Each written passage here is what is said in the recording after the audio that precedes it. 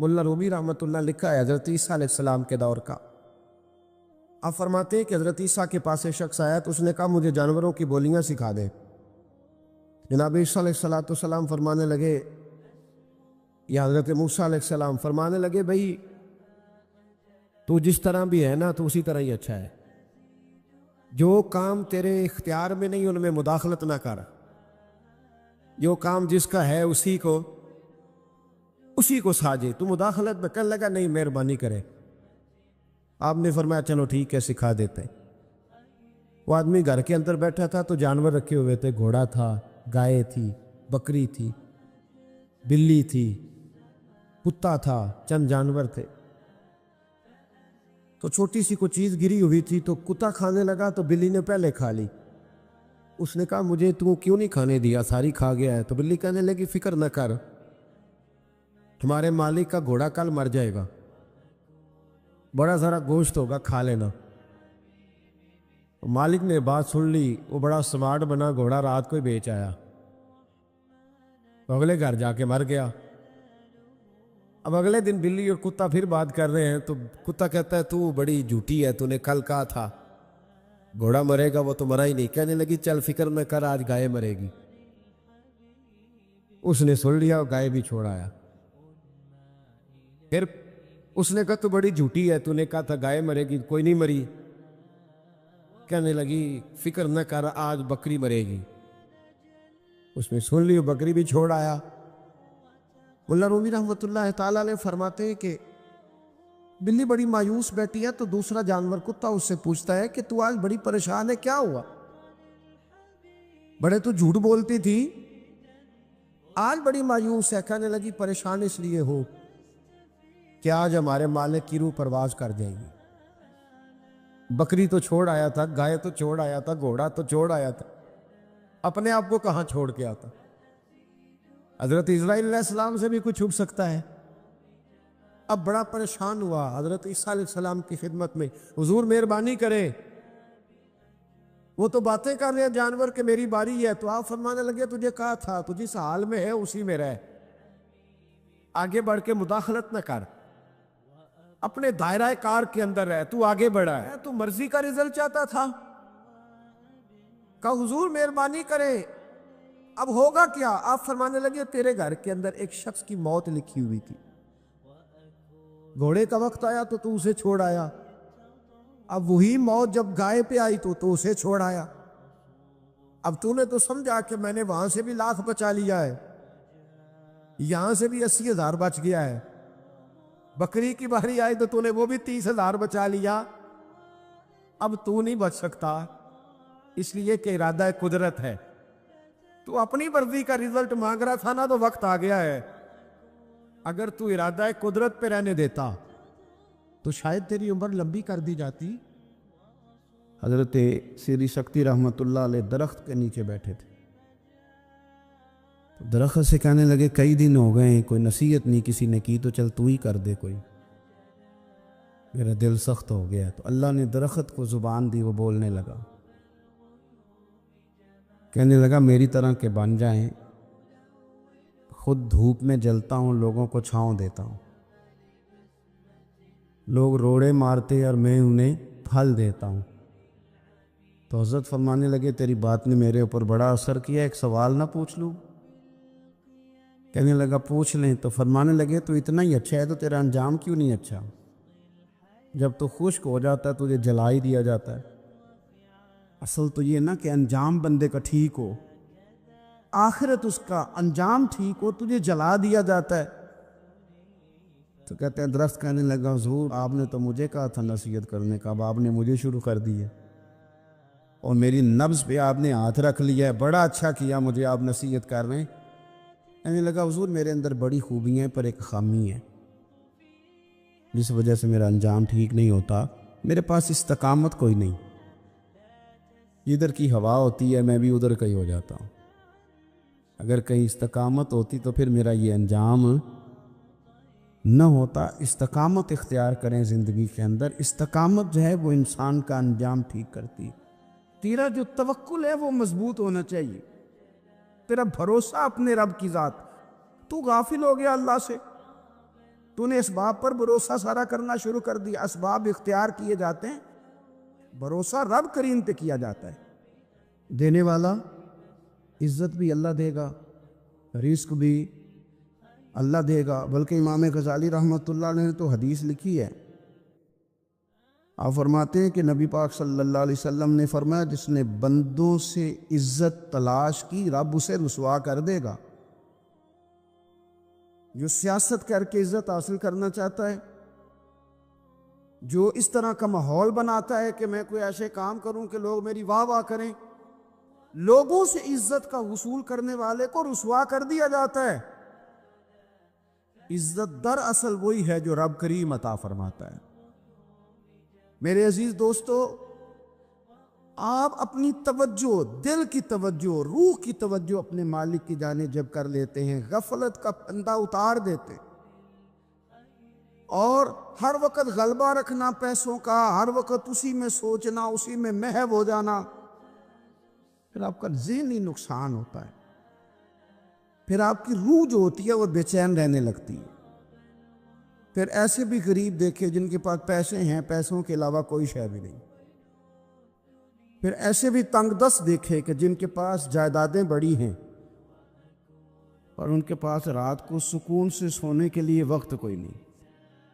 عزیز بھائی, حضرت ویسے کرنی رضی اللہ تعالیٰ عنہ کی ملاقات ہو گئی حضرت حرم بن حیان کے ساتھ. یہ بھی تابعی ہیں. تو حضرت حرم بن حیان رحمۃ اللہ علیہ کہتے ہیں یہ نا ہم تو خیر بڑی ساری باتیں سنتے ہیں تو نصیحت نہیں نہ حاصل کرتے. ویسے بھی یہ دور تقریریں کرنے, تقریریں سننے کا ہے.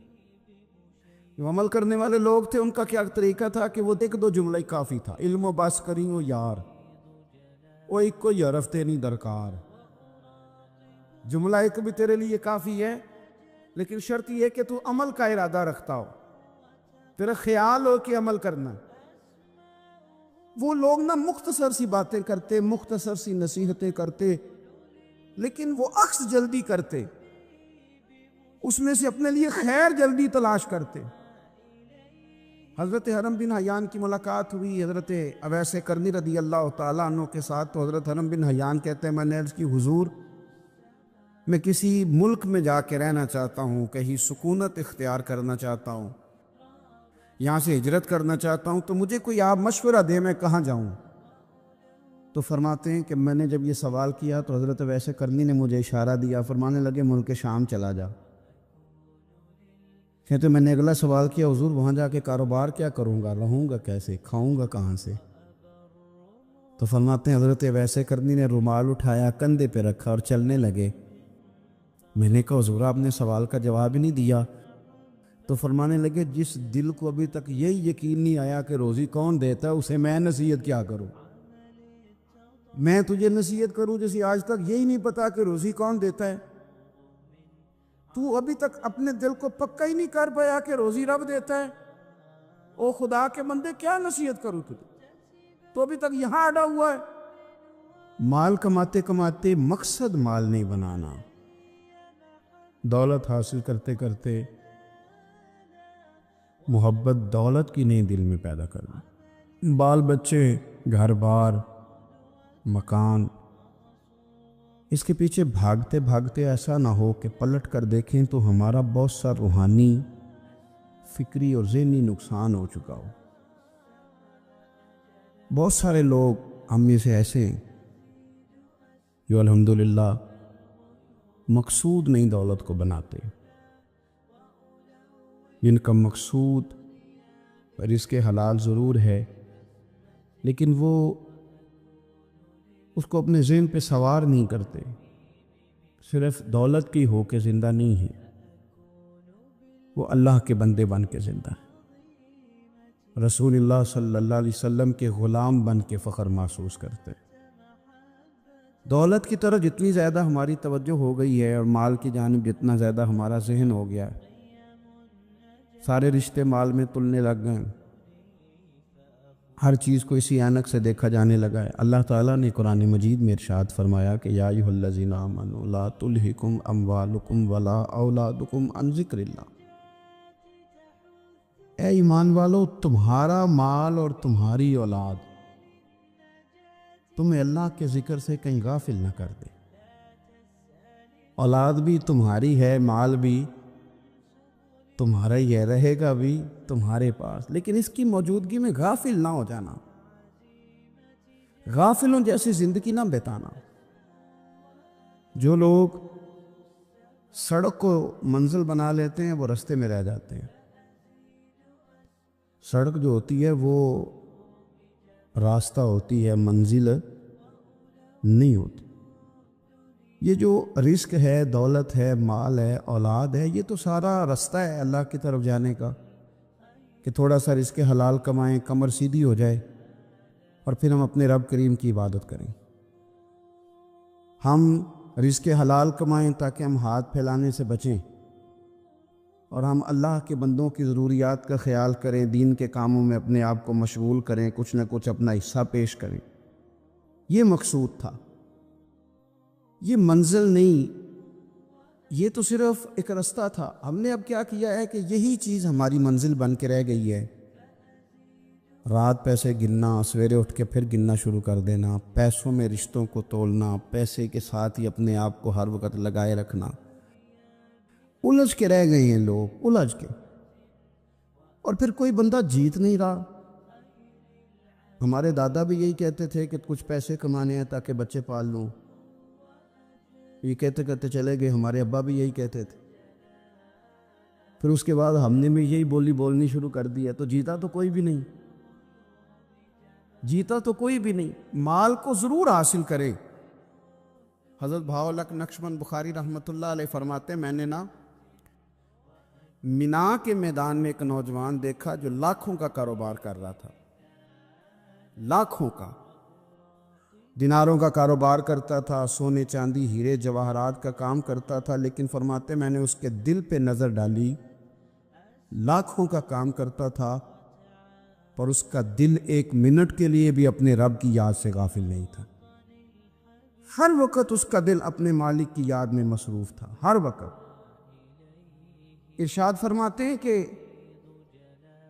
मेरा शुरू में उसके बारे में गुमान ये था कि देखो ये शख्स क्या कर रहा है, पैसा कमा रहा है, दौलत के चक्कर में पड़ा हुआ है। फरमाते हैं कि फिर मैंने एक और मंजर देखा, एक और रंग मैंने देखा कि वो कमा रहा था, और फिर इख्तिताम हज पे मैंने देखा कि जो कमाया था सारा अल्लाह के बंदों पे खर्च कर रहा था। आप और मैं, हमने देखना सिर्फ ये है कि कहीं ऐसा तो नहीं है कि दौलत में उलझ गए। बहुत सारे लोगों ने ये कहा था, हम सुनते थे जब कोई आदमी जाने लगता था ना परदेश पैसा कमाने के लिए, तो वो कहा करता था कि मैं मुल्क से बाहर जा रहा हूँ, 2 4 5 साल लगा के आऊँगा, वापिस आके फिर यहाँ मैंने कोई काम करना है, थोड़े से पैसे कमाऊँ ताकि यहाँ ना फिर मेरा सिलसिला कोई बन जाए। वो 3 साल लगाने गए थे पर 30 गुजर गए हैं, लौट के वापस कोई नहीं आए। वो 4 साल का कह के गए थे पर साल 40 हो गए, लौटे नहीं। क्यों नहीं लौटे? इसलिए कि पहले मुफाद छोटा था, ख्याल ये था कि थोड़े से पैसे आ जाएंगे, बच्चों का खर्चा चलने लग जाए, फीसें पूरी होने लग जाएं, और मुझे किसी से मांगना ना पड़े, तो बस फिर मैं कामयाब हूँ। ये तय किया था। उसके फौरन बाद फिर जब बाहर गए तो ख्याल आया कि नहीं, सिर्फ पंखे का नहीं, एसी का बिल भी देना पड़ेगा। फिर थोड़ा और आगे बढ़े तो ख्याल आया कि छोटी गाड़ी पे गुजारा नहीं होता,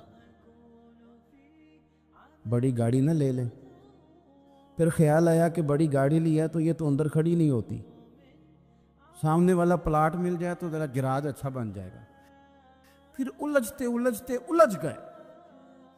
उलझ गए दोस्तों। फिर ना मालिक हकीकी की जानिब वो नज़र जो हमारी होनी चाहिए थी ना रही। ज़ौक़ से नमाज पढ़ते थे, फिर हमारी नमाजें मुख्तसर हो गई। हम सवेरे उठ के ज़ौक़ से कुरान पाक पढ़ते थे, फिर वो वक्त भी हमारा दफ्तर की तैयारी में लग गया। रात दुरूद शरीफ पढ़ते थे, लेकिन वो भी सारा हमारा हिसाब किताब में वक्त गुजर गया।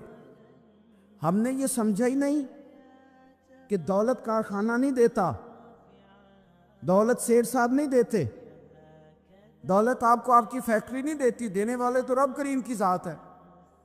تو جہاں سے آنا تھا وہاں توجہ دینی چاہیے تھی کہ جہاں صرف ایک سبب تھا، ذریعہ تھا۔ حضرت اویس کرنی رضی اللہ تعالیٰ عنہ، ہمارے صوفیاء میں ایک لفظ بولا جاتا ہے فقر بوذر، یعنی کچھ لوگ ایسے ہیں جو سیدنا ابو ذر غفاری رضی اللہ تعالیٰ عنہ کے طریقے پہ چلتے ہیں۔ ایک لفظ بولا جاتا ہے فقر بوذر، کچھ لوگ فقر بوذر کے قائل تھے، اسی مزاج کے قائل تھے حضرت سیدنا اویس کرنی رضی اللہ تعالیٰ۔ ان کے ذہن میں ایک بات بیٹھ گئی تھی کہ یار دینے والا اللہ ہے، ہماری جو غفلت ہے نا وہ بھلا کیوں ہوئی ہے؟ وہ اس لیے ہوئی ہے کہ پیسے کسی کو بھی برے نہیں لگتے، پتہ نہیں ان میں کیا کشش ہے۔ یہ نہ آپ کسی جگہ بھی ان کا نام لے لیتے ہیں، یہ کسی جگہ بھی آ جاتے ہیں تو یہ برے لگتے ہی نہیں۔ یہ جناب بڑی بڑی فقیری کا دعویٰ کرنے والے اور لوگوں کو طریقت اور تصوف کا درس دینے والے، ان کو بھی یہ اچھے لگتے ہیں۔ یہ تو جناب جو لوگوں کو کہہ رہے ہیں فقیر ہو جاؤ فقیر ہو جاؤ، وہ خود امیر ہوتے جا رہے ہیں۔ یہ پتہ نہیں ان میں کیا ایسا خاص۔ ہمارے ایک استاد تھے تو مزاج میں بڑی ظرافت تھی، حالانکہ بڑے اللہ والے بندے تھے، تو بات بڑی وہ دل لگی کی کیا کرتے تھے۔ تو ایک دن ہم نے پوچھا استاد جی خوشبو کون سی اچھی لگتی ہے؟ کہنے لگے بیٹا جو پیسوں میں سے آتی ہے وہ مجھے بڑی اچھی لگتی ہے، اس لیے کہ ملتے کم ہیں۔ ہمارا نا جب اس طرح کا ذوق بن جاتا ہے نا، آپ مزاج بنا لیتے ہیں پیسوں کا، لوگ سمجھتے ہیں کہ غریبی کا ڈر شاید زیادہ ڈر ہے، لیکن کبھی آپ دروازہ رسول پہ جائیں نا تو حضور نے تو کوئی اور ڈر بیان کیا ہے۔ حضرت ابو عبیدہ بن جراح رضی اللہ تعالیٰ عنہ بحرین سے نا مال لے کے آئے بہت سارا، حضور نے بھیجا، جزیہ لینے گئے یا مال غنیمت کا کچھ مال تھا، آپ لے کے مسجد میں آئے تو لوگوں کو پتہ چل گیا کہ آج مال آیا ہے۔ اب سب کو حصہ ملتا تھا اس میں سے، بدریوں کو زیادہ ملتا تھا، باقی لوگوں کو بھی ملتا تھا۔ تو فجر کی نماز کے بعد لوگ گھروں کو جایا کرتے تھے، لیکن آج پتہ چلا نا مال آیا ہے۔ تو یہ سیاستہ میں حدیث موجود ہے، سب لوگ مسجد میں بیٹھے رہے۔ حضور علیہ السلام نے فرمایا تمہیں پتہ چل گیا مال آیا ہے؟ عرض کی حضور ہاں۔ فرمایا تمہیں بانٹنے لگے ہیں، دینے لگے ہیں۔ ہم نا غریبی سے ڈرتے ہیں، ہم اپنے بچوں کے لیے دعا کرتے ہیں ان پہ غربت نہ آئے، ہم اپنے بہن بھائیوں کے لیے دعا کرتے ہیں ان پہ غربت نہ آئے، کرنی چاہیے، لیکن ذرا اس حدیث کے مفہوم کو بھی دیکھیے گا۔ نبی پاک صلی اللہ تعالیٰ علیہ وآلہ وسلم نے فرمایا تمہیں دینے لگے ہیں، مال آ گیا ہے،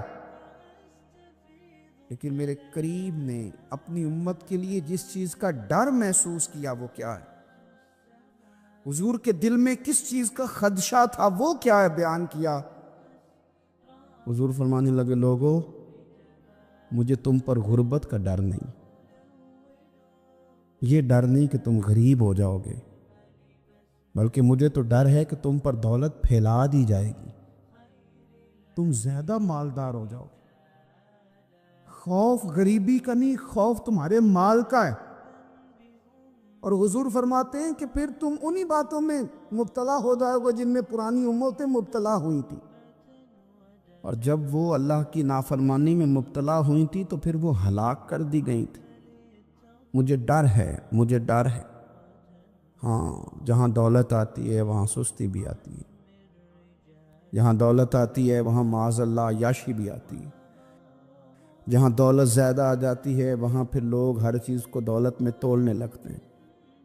جہاں دولت زیادہ آتی ہے میرے بھائی، پھر لوگ سمجھتے ہیں کہ ہر چیز میں خرید لوں گا، پھر لوگوں کے ذہنوں کے اندر اس طرح کا فطور آتا ہے۔ حضور نے فرمایا مجھے ڈر ہے تمہارے دولت مند ہونے کا، ڈر ہے دولت مند ہونے کا۔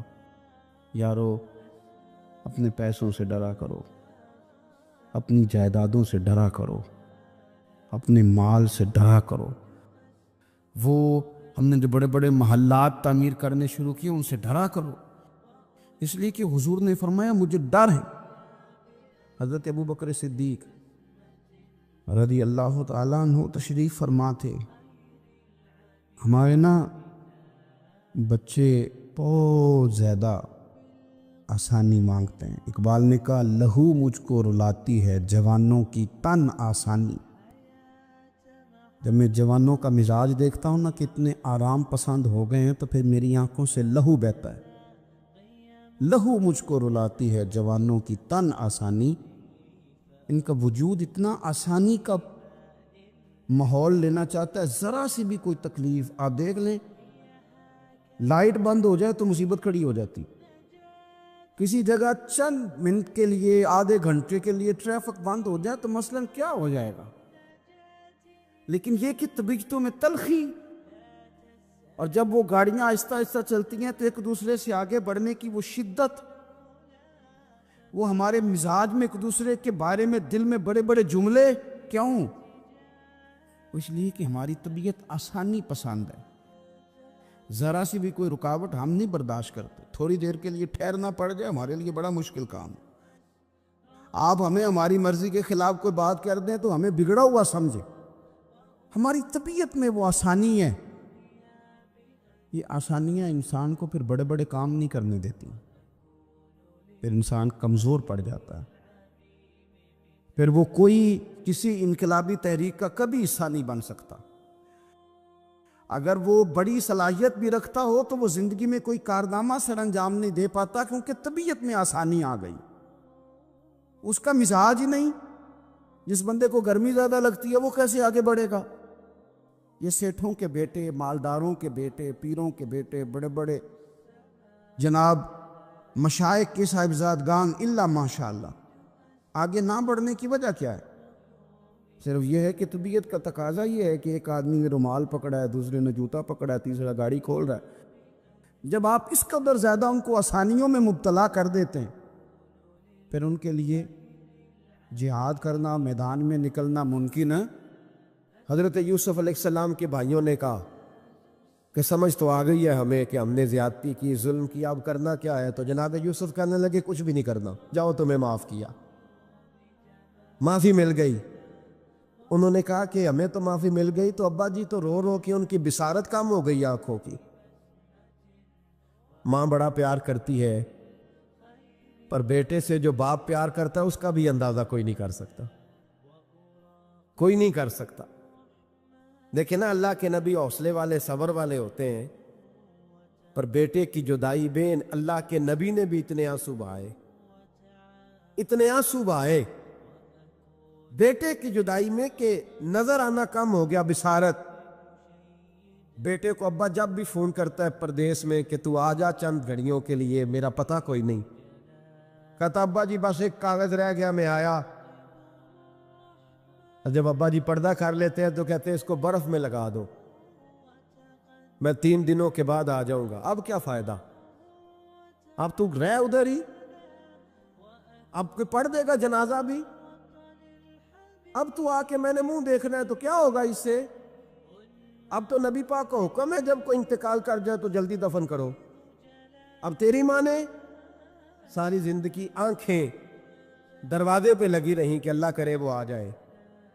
اس وقت تو تجھے خیال نہیں آیا، پھر تو تجھے کاغذوں سے پیار رہا، تو اب کس بات کا انتظار؟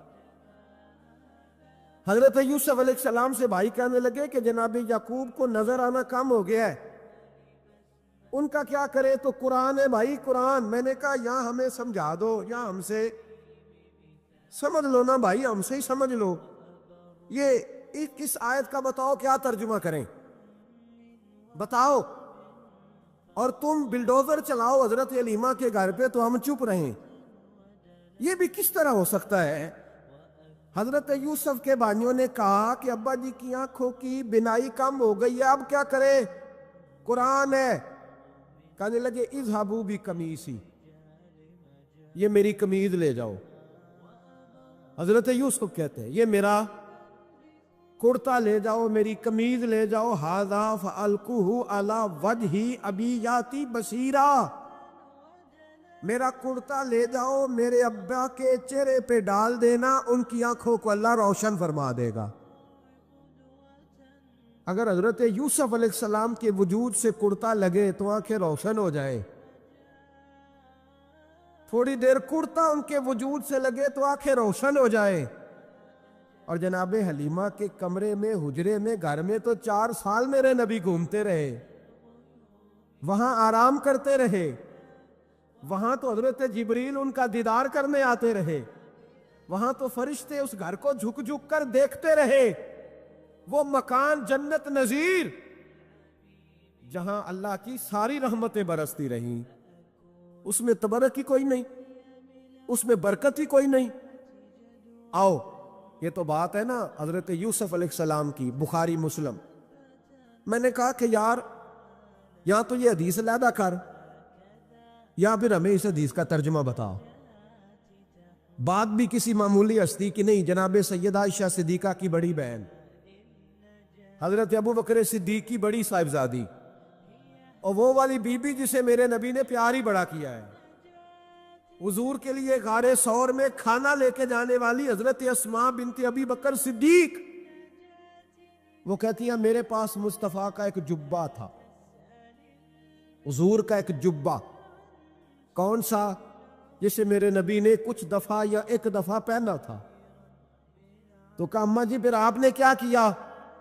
تو حضرت جناب سیدہ اسماء بنت ابی بکر صدیق کہنے لگی وہ تھا حضرت عائشہ کے پاس. جب وہ بیمار رہنے لگی تو میں نے کہا عائشہ یہ خزانہ بڑا قیمتی ہے، مجھے نہیں دے دیتی؟ وہ جبہ میں نے لے لیا. بخاری مسلم ہے، بخاری مسلم. حضرت جناب سیدہ اسماء بنت ابی بکر صدیق سے لوگوں نے پوچھا اماں جی آپ کیا کرتی ہیں؟ فرماتی ہیں جس بیمار کو کہیں سے شفا نہیں ملتی لوگ اسے میرے پاس لاتے، میں اس جبے کا ایک کونا پکڑ کے پانی کے پیالے میں ڈبوتی اور وہ پھر وہ پانی بیمار کو پلاتی تو اللہ اسے ہر بیماری سے شفا عطا فرما دیتا. اللہ اسے ہر بیماری سے. میرے اعلی حضرت فرمانے لگے لا و رب العرش، جس کو جو ملا ان سے ملا. قسم اٹھا کے کہتے ہیں لا و رب العرش، جس کو جو ملا ان سے ملا. بٹتی ہے کونین میں نعمت رسول اللہ کی، بٹتی ہے کونین میں نعمت رسول اللہ کی. اور سورج الٹے پاؤں پلٹے، چاند اشارے سے ہو چاک، اندھے نجدی دیکھ لے قدرت رسول اللہ کی. اندھے نجدی دیکھ لے قدرت رسول اللہ کی صلی اللہ. یار ہم کیا کریں، ہم کدھر جائیں؟ تو خطبہ پڑھتا ہے وہاں بیٹھ کر کے یہ ادھر نہ جاؤ، کوئی برکت نہیں، معافی برکت. ادھر ہم کیا کریں؟ اچھا یہ تو بات تھی نا شفا کی.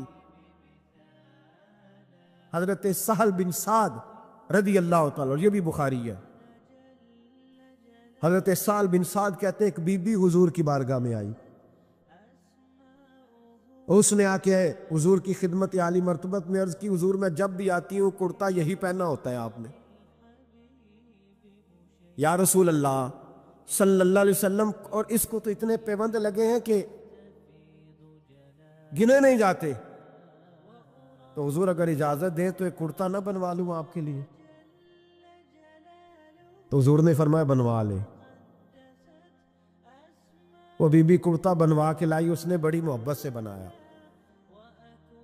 اس زمانے میں جو کوئی نقش و نگار ہوتے تھے اس نے سجائے اپنے انداز میں. اب اس نے پیار سے بنایا، محبت سے بنایا، یہ بھی باتیں صحیح ہے، پر اصل جملہ جس سے مزہ آئے گا وہ یہ ہے، وہ آندھی ہے میں بڑی ریج نہ بنایا، میں بڑی.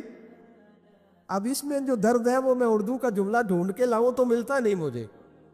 کہتی ہے میں نے میں ریج نہ بنایا. تو محبوب پاک کی بارگاہ میں لا کے تھال میں پیش کیا. حضور کی بارگاہ میں تھال میں. کچھ بندے زیادہ نیک ہو جاتے، سامنے والے کو پرہیزگاری کا مشورہ دیتے، کہتے کسی کو کوئی شے نہ لیا کرو. تو میں نے کہا اگر حضور لے لیں تو طلب کرنا منع ہے، لیکن قبول کرنا تو میرے مصطفیٰ کا طریقہ ہے. تو بھائی یہ ہمیں نہ اتنا ہی نیک بناؤ جتنا میرے رسول نے ہمیں بنایا ہے. 2 قدم آگے بڑھ کے کچھ لوگ مشورے دیتے ہیں، یہ مشورہ درست نہیں. نبی پاک نے فرمایا تو کسی سے طلب نہ کر، لیکن اگر کوئی تیری طرف تحفہ بڑھائے تو اسے قبول کر، محبت میں اضافہ ہوگا۔ جب حضور قبول کرتے ہیں جو کائنات کو بانٹتے ہیں، تو پھر تو دوسرے پہ کیسے پابندی لگا سکتا ہے؟ میرے رسول کریم علیہ السلام کو اس نے پیش کیا کہ حضور قبول کر لیں، حضور نے قبول کیا۔ اب حضور اس کا چہرہ دیکھنے لگے، مسکرا کے فرمایا تیرا دل کرتا ہوگا میں پہن کے بھی دکھاؤں؟ بے خبر ہو جو غلاموں سے وہ آقا کیا ہے، تیرا دل کر رہا ہوگا پہن کے دکھاؤں؟ تو کہا حضور دل یہی کرتا ہے، میں ٹھہر میں پہن کے آیا۔ قربان جائیں کیا اندازے۔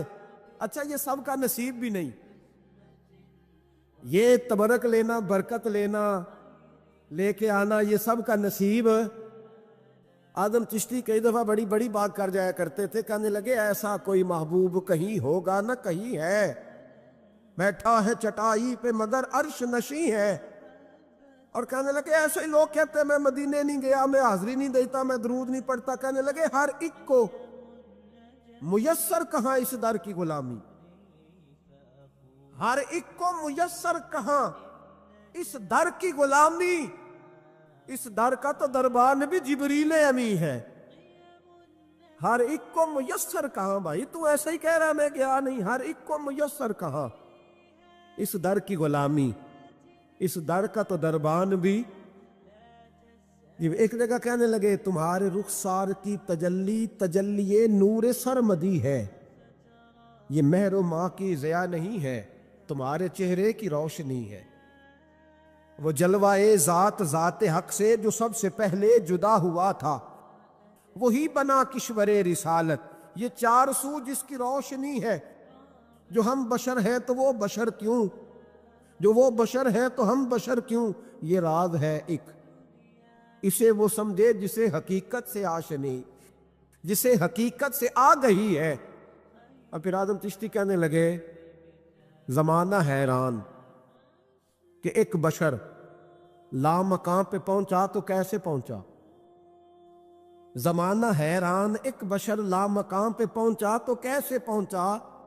میں محو حیرت ہوں کہ عرش کی جہاں زمین پہ کس طرح رہ رہی ہے، میں محو حیرت ہوں کہ عرش کی جہاں زمین پہ کیسے رہ رہی ہے۔ تو بھائی نبی کریم علیہ السلام نے کہا تو ٹھہر میں پہن کے آیا۔ حضور اندر تشریف لے گئے، تھوڑی دیر کے بعد پہن کے آئے۔ اس خاتون کو اتنی خوشی ہوئی کہ اس کی آنکھوں میں آنسو ہی آ گئے، کہنے لگی دیکھو میرا نصیب میں بنا کے لائی ہوں، مصطفیٰ نے قبول فرمایا۔ بڑی راضی ہوئی، چلی گئی۔ حضرت سہل بن سعد کہتے ہیں قریب ایک صحابی کھڑے تھے، اور شارحین نے لکھا ہے معمولی آدمی نہیں، حضرت عبد الرحمن ابن عوف تھے، صحابہ میں سب سے امیر آدمی۔ اللہ اکبر، ذرا لطف دیکھیے گا۔ کہتے ہیں وہ قریب کھڑے تھے، جب حضور نے پہنا نا تو تعریفیں کرنے لگے، کہنے لگے سوڑیاں کمال ہی ہو گئی ہے، معبوم کیا بات ہے۔ حضور اس کے بنانے کی محبت کی بھی کیا ہی بات ہے، پر جو اللہ نے رنگ روپ آپ کو عطا فرمایا اس کی بھی کیا ہی بات ہے۔ یا رسول اللہ اتنا پیارا لگ رہا ہے، اتنا پیارا۔ جب کوئی زیادہ تعریف کری نا تو تعریف کرنے والوں کی بھی اپنی اپنی نیتیں ہوتی ہے نا۔ جب زیادہ ہی تعریف کی تو حضور نے فرمایا تجھے پسند آ گیا دے دوں، اور پسند آ گیا تجھے۔ کچھ بندے سیانے ہوتے ہیں، پتا ہوتا ہے جو مرضی پہ آ کے تیار ہی نہیں کرتا، جنہ مرضی تعریف کرو وہ کہتے تو لگا رہو مجھے پتا تو کی پیار ہے۔ تو کہا پسند آ گیا ہے یا رسول اللہ بڑا، تو فرمایا چاہیے، کہ حضور مہربانی ہو جائے تو کیا ہی بات ہے۔ سرکار اندر گئے، وہ پرانا کرتا دوبارہ پہنا، اور میرے رسول پاک علیہ السلام نے اس کرتے کو اتارا، بخاری پڑھ رہا ہوں، اور نبی پاک نے لا کے دیا، فرمایا چل یار وہ بھی راضی ہو گئی ہے تو بھی راضی ہو جا، چل دونوں ہی راضی ہو جائے، وہ بھی راضی ہو کے گئی تو بھی راضی ہو کے جا۔ اس کو دیا، حضور چلے گئے۔ صحابہ بعد میں اس صحابی کے پیچھے کہنے لگے یار تو تگڑا بندہ ہے، تجھے ضرورت ہی نہیں تھی۔ اور حضور علیہ السلام نے بڑی مشکل سے قبول کیا۔ حضور تو کسی کی طرف توجہ ہی نہیں کرتے، طلب ہی نہیں کرتے۔ یہ والا خیال ہی. اور اگر آج حضور نے قبول کیا اور اتنا پیارا لگا تو تجھے برداشت ہی نہیں ہوا. کس طرح کا آدمی ہے تو؟ جب لوگ اس کے گرد اکٹھے ہوئے تو حضرت عبد الرحمن ابن عوف کی آنکھوں میں آنسو آ گئے. کہنے لگے میرے بھولے دوستو تمہیں غلطی لگ گئی. تمہارا کیا خیال ہے میں نے ولیمے پہ پہننے کے لیے لیا ہے؟ تمہارا کیا خیال ہے شادی کی دعوت میں پہنوں گا؟ تم کیا سمجھتے ہو عید والے دن پہنوں گا؟ اور گویا اپنی داڑھی کو پکڑ لیا. کہنے لگے دیکھو بال سفید ہو رہے ہیں, پھل پک رہا ہے. گنہگار بڑا ہوں, اگرچہ بدر میں بھی گیا ہوں, احد میں بھی تلوار اٹھائی ہے, مال بھی دیا ہے, ہر جگہ گیا ہوں, پر کسی عمل پر بھروسہ نہیں. یہ کرتا حضور کے جسم سے لگ گیا ہے, اب اسے سنبھال کے رکھوں گا اور مرتے وقت وصیت کروں گا گھر والوں کو کہ جب میں مروں نا تو اس کرتے میں مجھے کفن پہنا دے. مجھے امید ہے جب حضور کا کرتا پہن کے قبر میں جاؤں گا تو رب کے فرشتے مجھ پر عذاب نہیں دیں گے بلکہ بغیر حساب کتاب جنت عطا فرما دیں گے.